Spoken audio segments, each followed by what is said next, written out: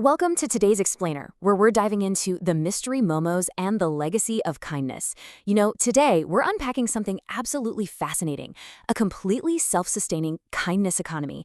And the craziest part, it's all built around one single, completely unassuming street food stall. Just picture this.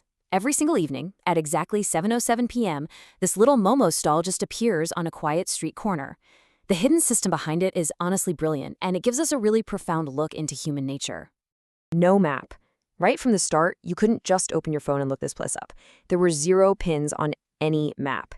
It was run by this cheerful older guy that everybody just called Uncle Chen. And man, the way he ran this place completely defied all modern business logic. No name.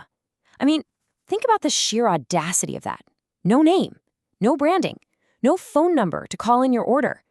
We live in a world where literally every business is practically screaming for your attention, right? But Uncle Chen's stall, it existed entirely off the grid. No online reviews. None. It was completely invisible to the digital world. You couldn't just hop online to see what other people thought before going. But here is the kicker.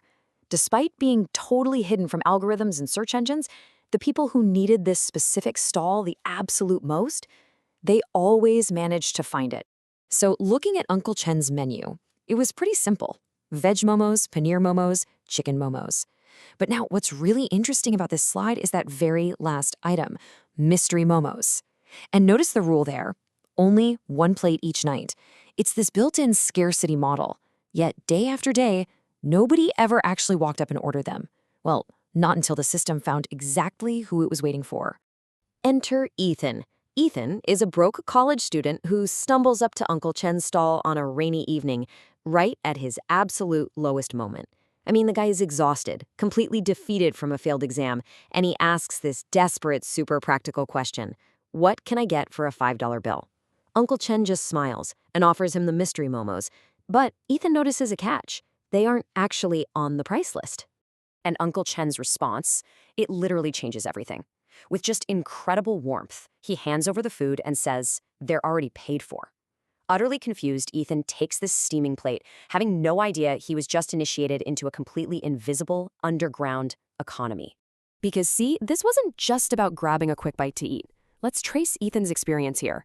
Step 1, the first momo tasted just like ordinary vegetables. Okay, but step 2, by the second bite, it suddenly reminded him of his grandmother's soup, just pure warm comfort. Step 3, the third bite filled him with this totally unexpected surge of confidence. And finally, step 4, by the last bite, it felt as if someone had quietly reached down and just lifted this massive psychological weight right off his shoulders. Feeling this huge, almost unexplainable shift in his mood, Ethan has to ask, what did you put in these? He's looking for some secret spice or ingredient, right? But Uncle Chen just laughs and gives him this priceless answer: nothing you can buy. It's perfect summary of the true, unquantifiable value of what this stall was actually serving its customers. Well, from that rainy night on, Ethan became a Friday regular. But his Friday visits were kind of a moving target, never the exact same experience twice. Sometimes the mystery momos tasted like homemade noodles, other times festival food from his childhood, or a meal shared with old friends.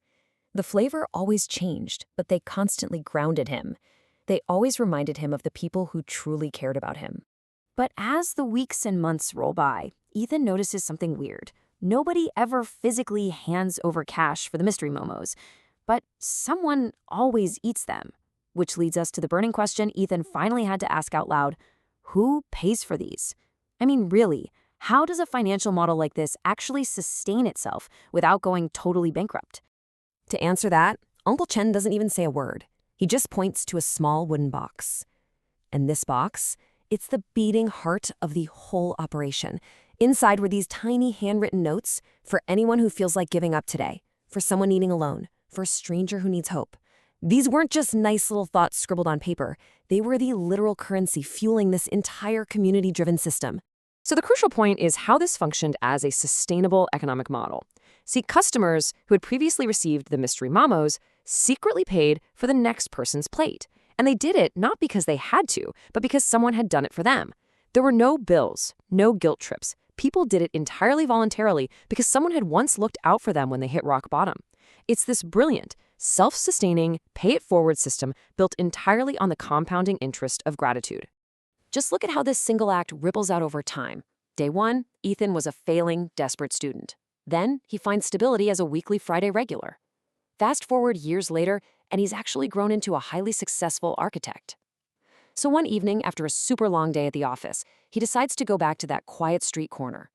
He wants to finally thank Uncle Chen for the massive impact he had on his life. But when Ethan actually gets there, there's this stark contrast. On side A, the exact spot where Uncle Chen's stall used to be is just an empty sidewalk. Uncle Chen is gone. But on side B, nearby, the legacy is still going strong. There's a young woman standing there selling momos from a brand new cart. The stall itself had evolved, but that location, it was still a beacon. Ethan walks up to this new cart, and the young woman just smiles, hands him a plate of momos, and says, "No charge." Obviously, Ethan is pretty thrown off by this. The original founder is gone, it's a completely new cart, so why on earth is the food still free? Well, seeing his confusion, the young woman does the exact same thing Uncle Chen did all those years ago. She points her finger right back to that exact same small wooden box. Ethan walks over and opens the box, and inside, resting right there among the others, is a fresh note. It says, "Kindness tastes better when it's passed on." I mean, talk about a full circle moment. It completely proves that even though the personnel and the physical cart had been updated, the underlying system, that hidden economy of kindness, was perfectly intact. It was identical to the very day Ethan first showed up in the rain. Ethan just smiles. He finally understands the true permanence of what Uncle Chen built. And without needing to say a single word, Ethan silently slips some money into the box to pay for the next stranger's plate. With that one contribution, he makes sure the cycle keeps spinning.